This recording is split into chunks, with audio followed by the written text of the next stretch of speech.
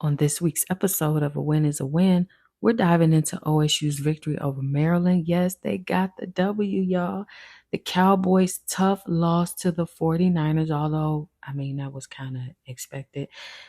And is it the end of an era for Belichick with the Patriots? We're going to dive deep into that and see what might be going on over there in New England.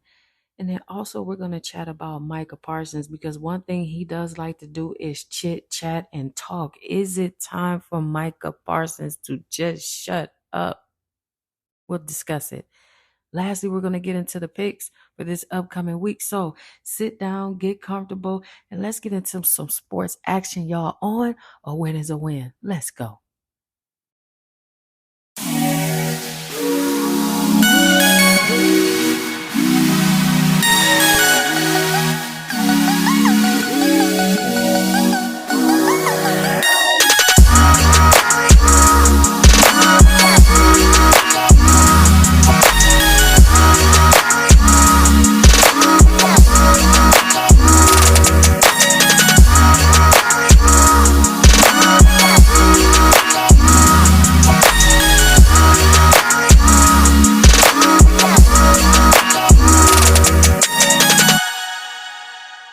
It's time for the Rookie Rundown. All right, y'all. Welcome back. Welcome back. Well, week 5 is in the books, and my goodness, it was a whole lot going down and a whole lot of chitter chatter, yibber yabber in week 5, and we're going to get to it. But first, like, share, and subscribe to this podcast, and tell somebody else to join. A win is a win. Now, week 5 did not disappoint on my rookies, and I am going to give you the rookie rundown right now. And don't forget, if you have your favorite rookie that has been showing up and showing out, drop me a line in the comments, and we just might bring it up on a future episode. Now, the first rookie that deserves some praise is the Houston Texans quarterback, C.J. Stroud. Now, Stroud entered with a lot of doubters, considering that he was from Ohio State and he reportedly low tested in the football IQ portion of the pre-draft process. But guess what? None of that even mattered. Now, he's been the best rookie QB in the league so far and just broke a record for the most consecutive passes without interceptions for a rookie. Now, he beat both Tom Brady and Dak Prescott for that record. Now, moving along, we got another great rookie that has been just showing out, and that is Sam Laporta for the Lions.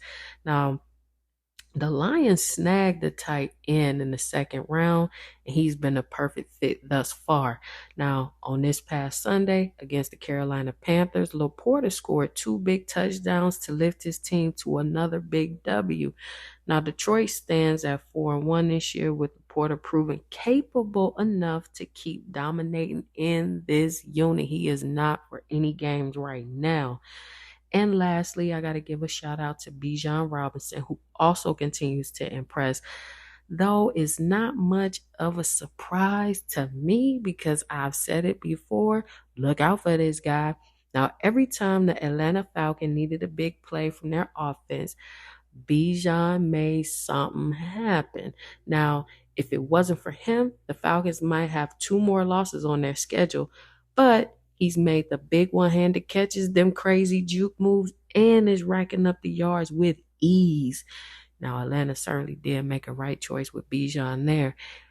So, there's a lot more rookies right now. I know Zay Flowers is making some noise across Baltimore right now in the absence of OBJ. But if you have a rookie or rookies that you have been watching, let a sister know. Drop me a comment and say, hey, Tiff, look, I hear you, but I got a couple more you need to check out, okay? Coming up next, we are going to jump deep into the campus gridiron and look at that W that Ohio State got this past weekend. And do you think that big noon this Saturday in Penn State will also be another W for the Buckeyes? We'll be right back, y'all.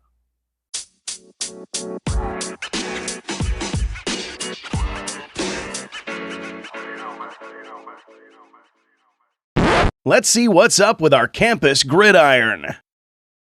All right, time to get into the campus gridiron now. It was a lot going on across a whole lot of games this past weekend in college football.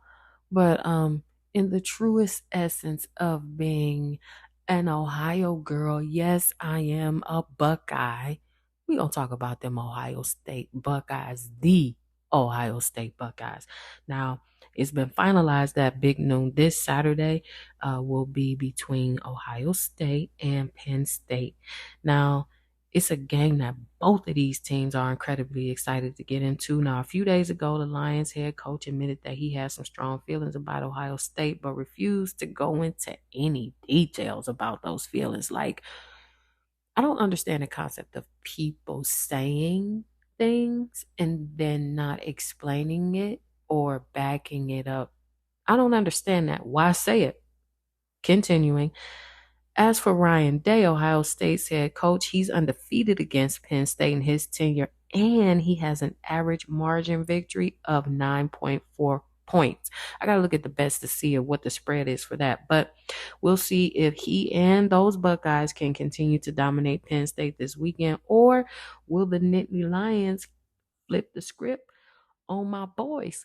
Who knows? But that is a huge, huge game. Now, I'm looking at some of the rankings right now, and I believe that a lot of these, I don't know, what do you call them, sports news outlets and such, have Ohio State ranked third, Michigan being first, Penn State being second.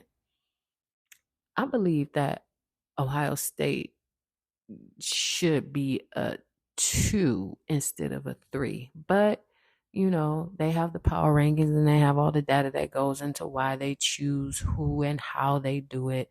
So I'm just going to reserve my feelings and let this game play out. But I am taking, of course, the Buckeyes for the W with this one.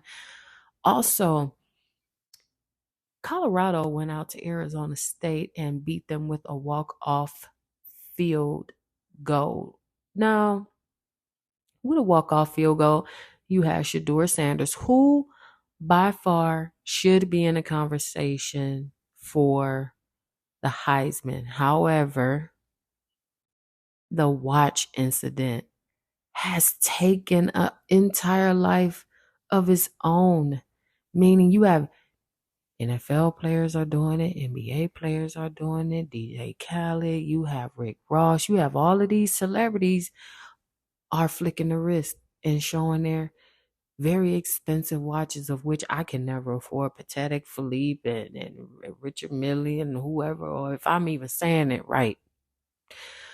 My question is it okay? Chime in the comments. Is Shador's showing off doing too much? Or is he just being a product of coming from Dion being his dad? Because we all know how Dion was. Dion would catch a helicopter to a game, a football game from a baseball game. I mean, come on, guys. We know about Dion. We grew up on him. But is Shador doing too much? I mean, I believe he just bought an all white, I don't know, Bentley or whatever kind of car it is, McLaren or something. But that also pegs a question in my mind regarding the NIL deals. I'm conflicted because, yes, I believe that they should be compensated, but some of the players will still get a bigger bag, a bigger check with the NIL deals, even before they're drafted to the NFL. And in some instances, some of those NFL deals, 30 mil, 40 million coming in as a first round draft pick, may not even match the massive amount of money that these NIL deals have on the table for these college athletes. So chime in the comments and let me know what you think. But more importantly, Ohio State and Penn State this weekend, Saturday at noon. Where will you be? Because I'm going to be in front of the TV. All right. Coming up next, we have the sports news. We are going to get into NFL drama. I mean, the Dallas Cowgirls got their skirts lifted up, and Micah Parsons can't shut up. We'll be right back, y'all.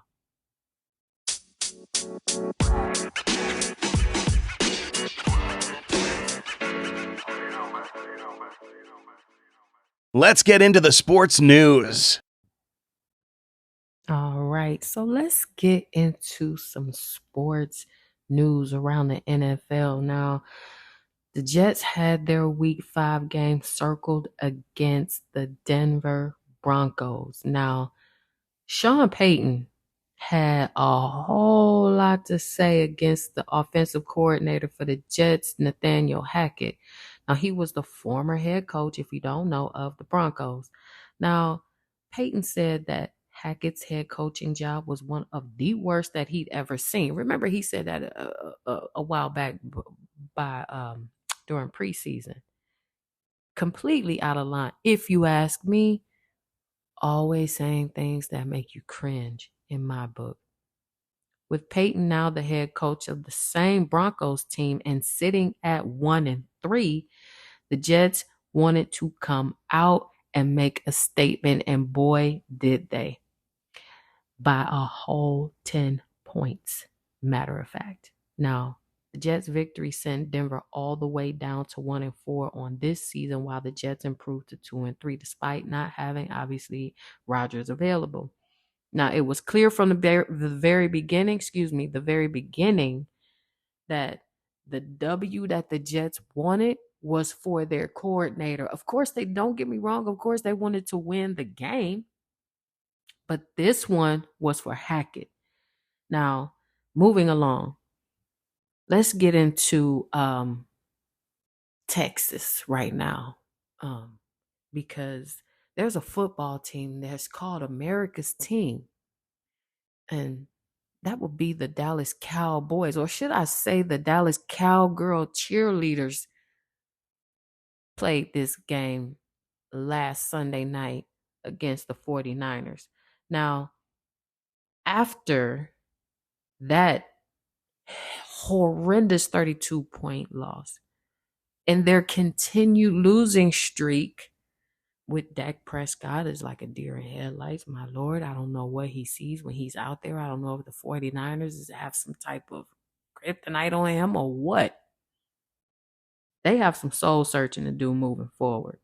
Now, a lot of people thought that, this Dallas team looked, I guess, a little bit different than previous years before. Not in my opinion, but they ran into an immovable, let me say that again, a brick wall object against the San Francisco 49ers.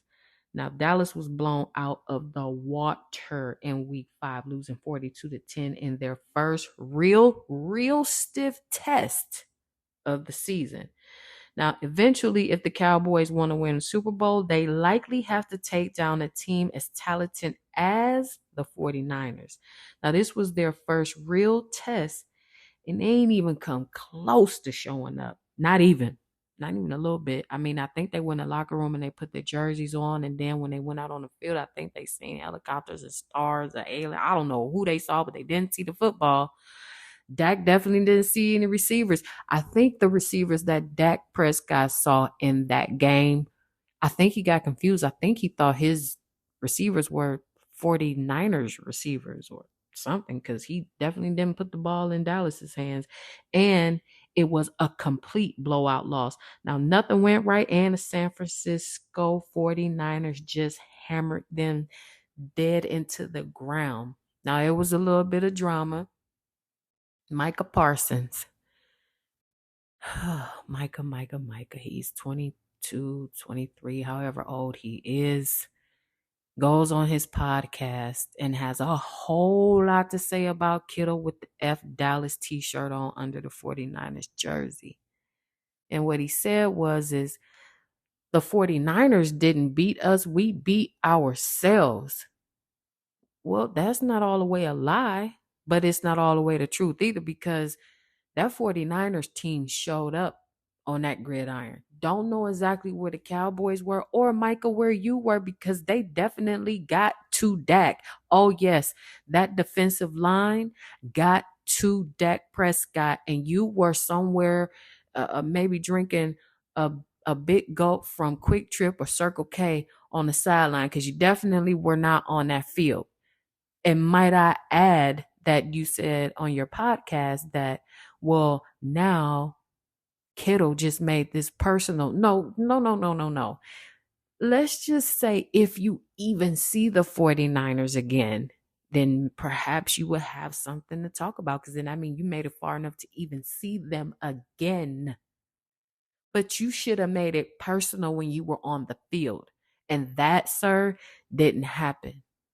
So instead of continuously talking and talking, put a zipper on your lip and show up for your team because that, sir, is not what you did. What you're doing is deflecting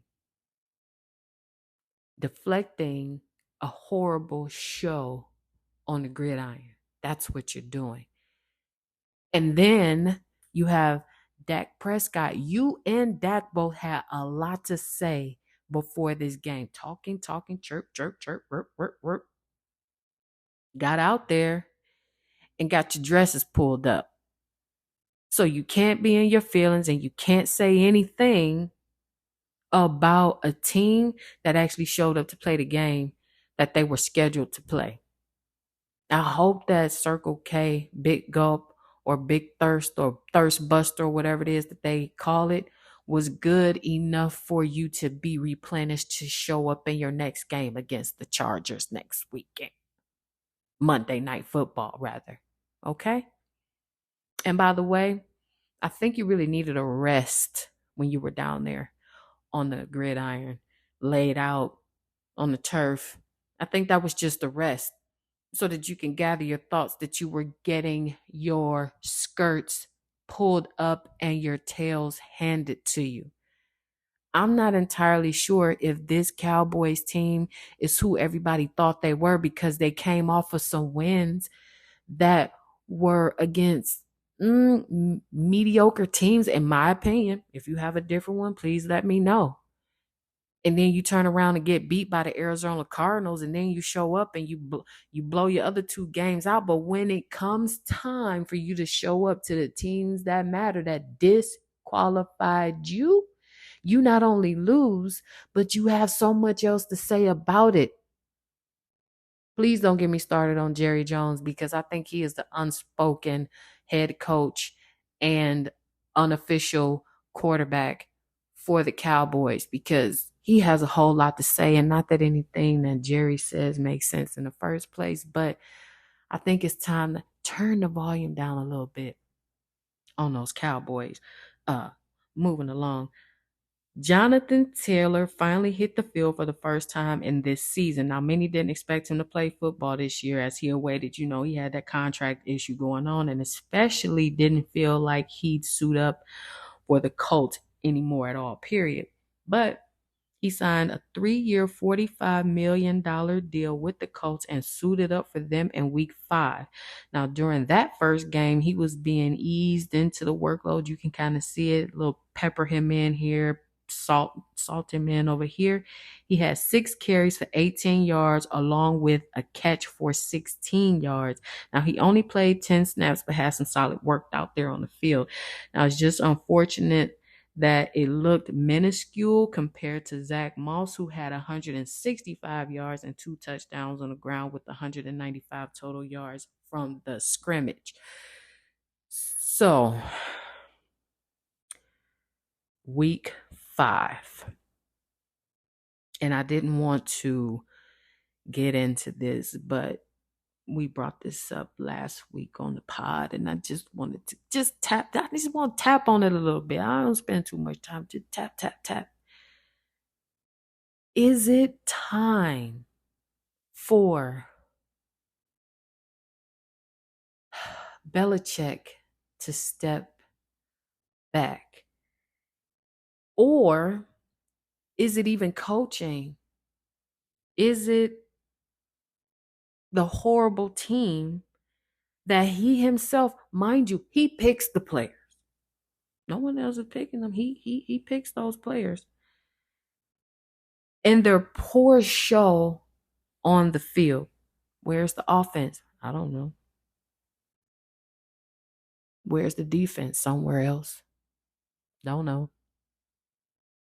Tom Brady said it's not a 100% Belichick. It's football is tough. All right, Brady, we get it. You're not gonna say nothing against your boy. We get that. But we also get that the Patriots season could, or if not, is already over. Robert Kraft, if he doesn't do it during the season, postseason, he's going to have a hard decision to make in New England. Because to spend $250 million on Gillette Stadium, all of the renovations, including construction, the largest outdoor scoreboard on the planet, they are not showing up as the Patriots that we all knew when Belichick had Tom Brady in his back pocket. There will be there's not another Brady there. But what is happening? I think it's time for Belichick to actually sit down and say, maybe it's time for me to back up. Don't actually know what needs to happen in New England, but something needs to happen. And whatever needs to happen, it needs to happen fast. Belichick's record, if you take out Tom Brady's stats, 61-70. So that pegs another question in my mind. Was he ever that good of a coach? Because I am a Cleveland Browns fan. I bleed brown and orange. And I remember when he was with the Browns. Just saying, look at the stats. We're going to look at film and stats. We make our opinions off of that information, not feelings, not how you feel about the Patriots, but factual information.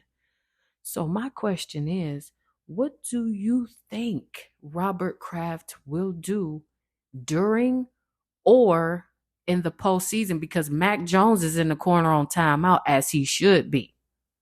But is that the overall answer?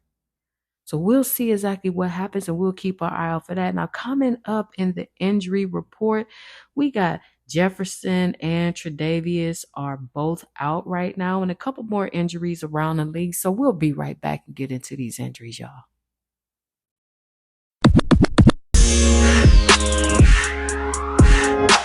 Who's hurt? Who's ready to go? Time for the injury report. All right, y'all, let's get into this injury report and see who's hurt and see who's got what and whatever else is going on with these injuries. It's a lot. My goodness. So the Minnesota Vikings superstar Jefferson, he exited their Week 5 matchup against the Chiefs, and he didn't come back. Now, Jefferson appeared to have tweaked his hamstring after he did a cut middle route, and it didn't look severe at first, though he was held out for the remainder of the game. And after the game ended, their head coach McConnell told the media that Jefferson will be meeting around looking for multiple other medical opinions. But as of right now, nobody is really quite sure if the hamstring injury will force Jefferson to miss a little bit of time. Now, let me fill you in on hamstring injuries. They're tricky. Now, they're usually the type of injuries that will linger for about a week or two, but sometimes a little bit longer. It just depends on how severe his injury is. But we'll wait and see what happens and see what those other doctors tell him before we probably get an announcement regarding whatever missed time that'll happen with him. Now, there's another major injury that came from the Bills this weekend. Now, they lost Tre'Davious White for the reason with his knee injury, which is a massive blow to their secondary already.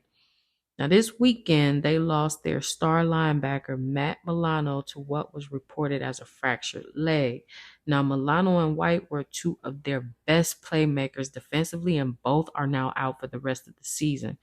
Now, Buffalo has a lot of work to do to fill in those gaps, but I'm pretty sure that they will try and figure out the best options. Now, finally, rookie standout Anthony Richardson will be out for about a month with his AC joint sprain. That's listed as a grade 3. Now, the Colts have seen Richardson. He's gotten hurt multiple times this season already, and it's been unfortunate to his NFL start, the start of his career. But luckily, when he is out there, he's been great.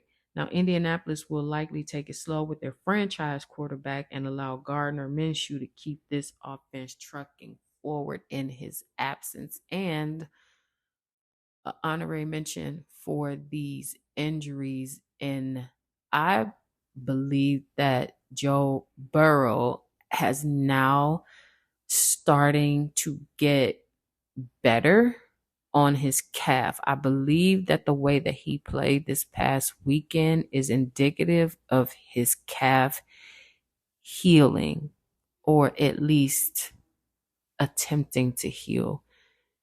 And we'll see, what happens with these injuries. And hopefully these guys can get better and, get back out there on the field, those who can and those who are out for the season. Hopefully that they'll get better before next season starts and get out there on that gridiron. But lastly, I wanted to mention, and I cannot stand bringing this man's name up because I feel like it's just all over the place. But Aaron Rodgers supposedly, allegedly, has been doing some unorthodox training to rehab his Achilles. Allegedly, he can bear weight. I have never seen it, though I'm not saying that anything's not possible. But in my line of work, I've not seen someone stand on a torn Achilles tendon after surgery this soon. But he's somewhere doing something unorthodox and has made hints at coming back before the end of the season. So,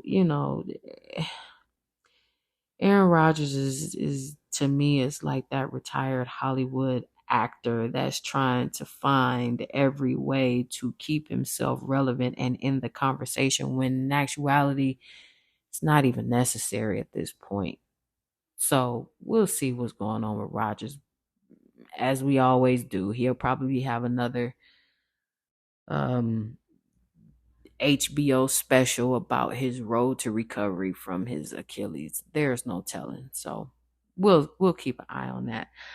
Coming up next, we are going to get into Bet Masters and talk about the Packers and Raiders matchup on Monday night. We'll be right back, y'all. It's a bet. Time for Bet Masters.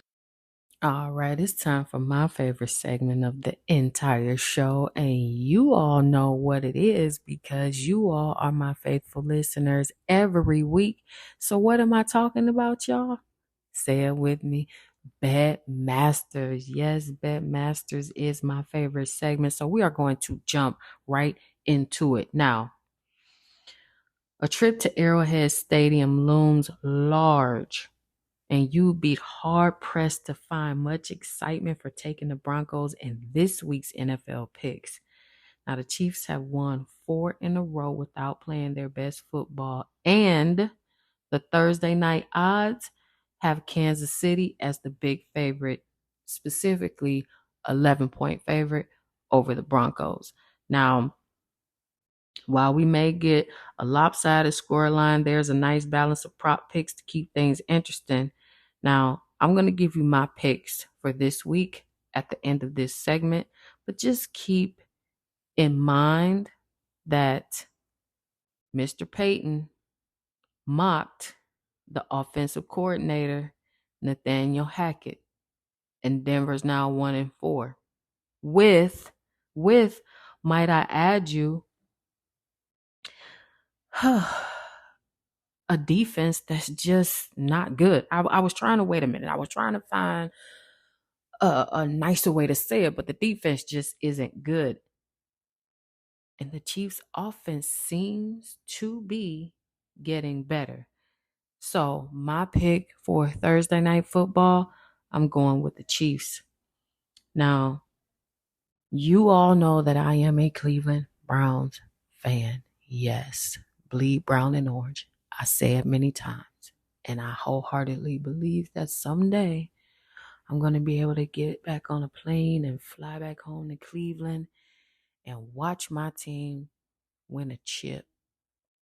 Hopefully, we'll be in a parade, not because we lost, but because we actually brought another chip to the city. Now, obviously, my pick, I'm going with the dog for my dogs. And yes, I am going all the way and I am picking my Browns, even though they are a 7-point underdog this week. I don't care. I'm going with it. However, we know that the favorite are the San Francisco 49ers, obviously. Now, the 49ers are on the road and favored by 7 points. And honestly, I don't think that they'll have a problem with covering the spread. Now, Cleveland, we're coming off of our bye week, and it just hasn't been nearly as good as San Francisco. Now, the 49ers are unstoppable offensively and defensively. There shouldn't be any more questions about that at all. Now, while the Browns still have work to do on both ends of the ball, I'm hoping that they will show up and show out and give it a gallant effort. Here's why. People are going to roll with the dominant 49ers. I get it. The only setback that I see off the top that would immediately make me cringe and hold my head would be that Deshaun Watson, yet again, will not be playing. He didn't show up to practice today, Wednesday. I'm not sure what's going on with Deshaun Watson.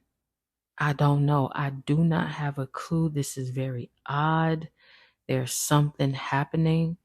But Stefanski officially has put in PJ Walker as the backup for Sunday. Now, I think Stefanski was quoted saying that it just felt like it was the right decision for the team. There's a lot of unknowns and what ifs and how comes and what's going on with Deshaun Watson, but his behavior has been very odd. And I don't know if it lies within football or if there's something else happening, but that makes me cringe going into the game on Sunday. So we will see exactly what happens at First Energy Stadium. So I'm going to give you guys my picks. If you care to share yours, I'll open up the comments. Let me know who you're going with. So obviously I'm taking the Chiefs and they're favored by 11 points. Straight money line, but I'm also going to bet the spread on that one. I'm going to take the Ravens over the Titans. Obviously, I'm going with my dogs, the Browns. They are a 7-point underdog. Don't care. Still going with them. I'm going to take the Dolphins over the Panthers.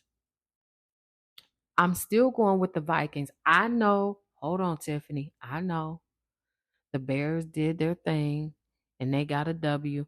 I'm still not sold, okay? And especially it hurts because that QB is an Ohio State Buckeye. But I'm going with the Vikings. Definitely going with the Bengals over the Seahawks at a 3-point favorite and going to bet the money line on that. So the spread and the money line. Taking the Jaguars over the Colts. And I'm definitely going to go with the Saints over the Texans. I'm going to take the Falcons over the Commanders. And please do not ask me, well, Tiffany, why would you take the Raiders over the New England Patriots? I mean, it's they're only favored by 3. I don't care. New England hasn't showed anybody anything. Nothing. Going with the Raiders. Straight money line bet. No spread. Definitely taking the Eagles over the Jets. And the Detroit Lions over the Bucks. Listen, let me tell you something about those Lions. They are coming, and they are coming in hot. They are making some noise right now, and they are not to be messed with. Okay? Definitely taking the Rams over the Cardinals. The Cardinals need to go and have a timeout collectively as a team, collectively as a front office, collectively as a coaching staff. My Lord, living in Phoenix, and you have the Cardinals here, being from Cleveland, and you have the Browns there. I don't know which one of those teams is going to give me a heart attack first. But, and lastly, I am taking the Buffalo Bills over the Giants. Now, the big Monday night football game. You have Dallas is favorited over the Chargers by 2 points. 2 points. Don't care. I haven't seen enough consistency. I haven't from the Cowboys. They need to figure out what's going on, and they need to fix it quickly. So my pick, I'm going with the dog, and I'm going with the Chargers. And those are my picks for this week. Let me know what y'all got. Come on now, don't be shy. Jump in the comments. Tell me what your picks are for this week. If you got some crazy prop bets going on, if you got some alternative spreads, some three-way money lines, some, halftime, full-time bets, let me know. I want to know. Actually, let's do this. I want to see who can come up with a 4-leg parlay across all NFL games on Sunday. Let's do that. Let's see who comes up with some creative 4-leg parlays for these Sunday NFL games. All right. And that's gonna end it for our episode this week. Now you know what to do. You all have your homework assignments after each show. So let me remind you. Like, share, subscribe, and tell somebody to do what? Tell somebody else to join who? A win is a win. Peace, y'all.